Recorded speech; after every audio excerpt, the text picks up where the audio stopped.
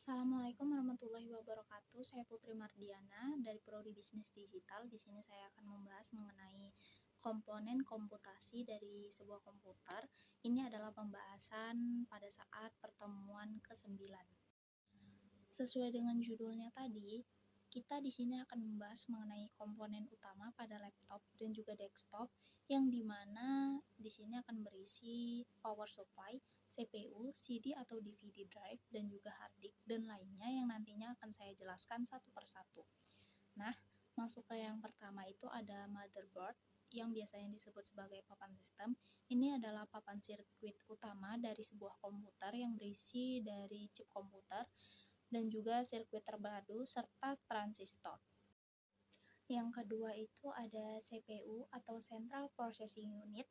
Ini adalah sebuah komponen yang menafsirkan dan menjalankan instruksi-instruksi dasar yang mengoperasikan sebuah sistem komputer. The Control Unit, prosesor yang bertugas mengendalikan dan mengarahkan seluruh operasi komputer. CPU berfungsi seperti otak kecil yang mengatur alur kerja di dalam CPU. Arithmetic Logic Unit atau ALU adalah bagian dari prosesor yang melakukan operasi aritmatika dan juga logika. Nah, ada 4 siklus mesin prosesor yang dimana keempat ini mempunyai tugasnya masing-masing. Yang pertama itu ada fetching. Fetching adalah proses mengambil instruksi program atau data dari memori. Yang kedua itu ada decoding. Ini adalah proses menerjemahkan instruksi tersebut menjadi sinyal yang dapat dipahami oleh komputer. Yang ketiga itu ada excoding, adalah proses menjalankan atau melaksanakan instruksi yang telah diterjemahkan. Dan yang terakhir itu ada storing, ini adalah proses menyimpan hasil eksekusi ke dalam memori atau bukan ke media penyimpanan. Nah, setelah prosesor, kita akan membahas mengenai cloud computing, yaitu layanan komputasi atau server, storage, database, aplikasi, ataupun jaringan yang dapat diakses melalui internet tanpa harus memiliki perangkat fisik itu sendiri. Nah, ada 4 keuntungan cloud computing. Yang pertama itu ada accessibility, diakses dari mana saja dan kapan saja melalui internet sehingga memudahkan pengguna bekerja tanpa berada di lokasi tertentu. Yang kedua itu ada cost savings, mengurangi biaya karena tidak perlu membeli server dan perangkat keras itu sendiri.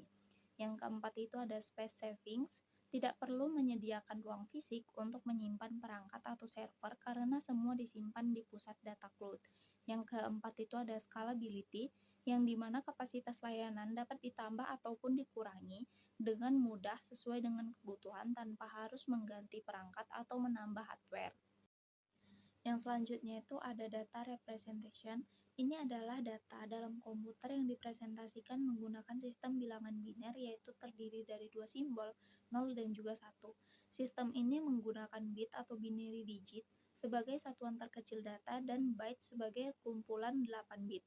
Perlu diketahui, byte adalah satuan dasar penyimpanan data. 1 byte sama dengan 8 bit.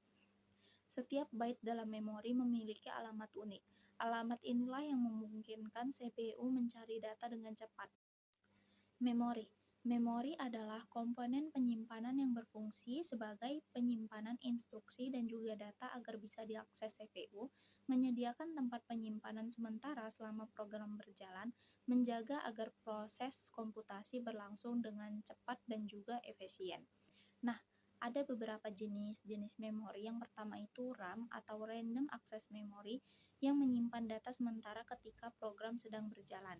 Nah, jenis yang kedua itu ada cache memory. Memori ini sangat cepat dan berada dekat ataupun di dalam CPU untuk menyimpan data yang seringkali dipakai agar akses lebih cepat.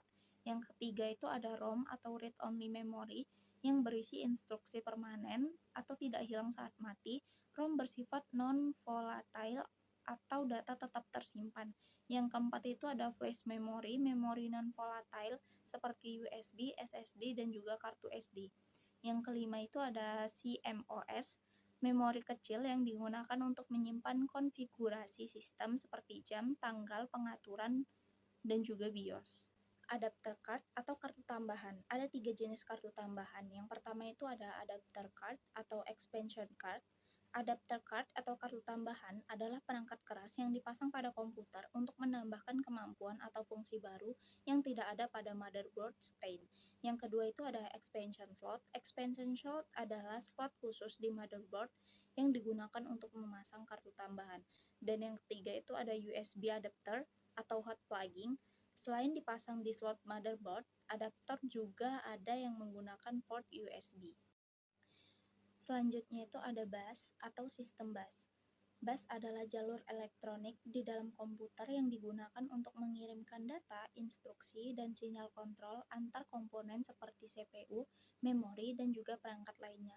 Ada 3 jenis bus. Yang pertama itu sistem atau frontside bus atau FSB yang menghubungkan CPU dengan memori utama atau RAM. Kecepatan bus ini sangat mempengaruhi kinerja komputer. Yang kedua itu ada backside bus, bus yang menghubungkan CPU dengan cache L2 atau L3. Yang ketiga itu ada expansion bus yang menghubungkan CPU, motherboard dengan perangkat tambahan atau adapter card. Nah, yang terakhir itu ada power supply and batteries. Power supply adalah perangkat yang berfungsi mengubah arus listrik AC dari stop kontak menjadi arus DC, menyediakan tegangan dan daya yang stabil untuk motherboard, CPU, GPU, hard disk, dan komponen lainnya.